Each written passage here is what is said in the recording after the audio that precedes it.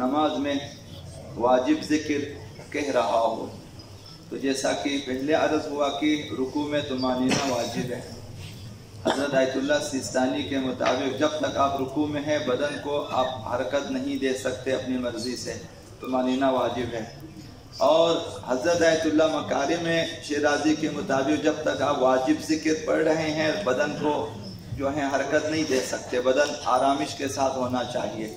अब अगर बेइख्तियार हरकत करे बदन, आप तस्बीह जो है ज़िक्र रुकू पढ़ रहे थे, बदन ने हरकत की कि सुकून की हालत से बदन खारिज हो गया, तो हज़रत आयतुल्लाह मकारिम फरमाते हैं कि जब बदन साकिन हो जाए फिर से ज़िक्र पढ़ें, बदन को साकिन करें, बदन को साकिन करने के बाद दोबारा ज़िक्र पढ़ें। ये उनके मुक़ल्लिदीन के लिए। तो हज़रत आयतुल्लाह सिस्तानी ने फरमाया कि बेइख्तियार अगर हरकत की है दोबारा ज़िक्र कहना वाजिब नहीं है, बेहतर है कि बदन साकिन होने के बाद ज़िक्र दोबारा पढ़ें, ये बेहतर है, वाजिब नहीं है। दूसरा मसला ये है कि नमाज में वाजिब ज़िक्र कह रहा, बदन हरकत करे लेकिन मामूली हरकत हो गई कि जो है बदन सुकून की हालत से खारिज न हो जाए, बिल्कुल मामूली सी, तो लिहाजा उसमें कोई हरज नहीं है, नमाज सही है, ज़िक्र भी सही है। इसी तरह से आप मसलन हाथों को हरकत दें, इसी तरह से उंगलियों को हरकत दें, इसमें भी कोई हरज नहीं है। तीसरा मसला यह है कि वाजिब ज़िक्र ख़त्म होने से पहले जानबूझकर रुकू से सर उठा ले तो नमाज बातिल हो जाएगी।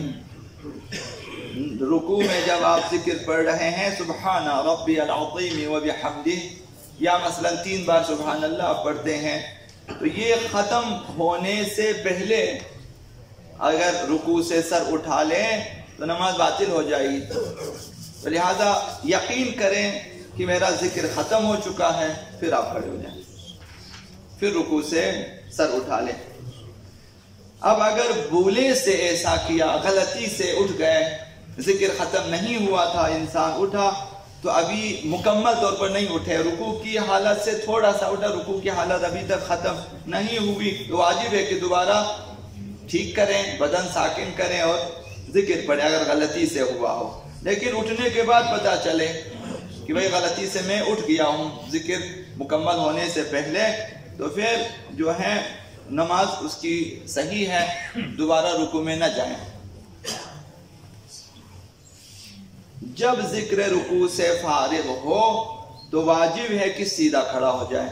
इन 2 मसलों पे तवज्जो दें, एक कि वाजिब ज़िक्र ख़त्म होने से पहले रुकू से न उठें, नंबर 2 जब ज़िक्र ख़त्म हो जाए सीधा खड़ा होना वाजिब है, रुकू से सीधा खड़ा होना वाजिब है। एक खड़े होकर बदन को साकिन करना भी वाजिब है।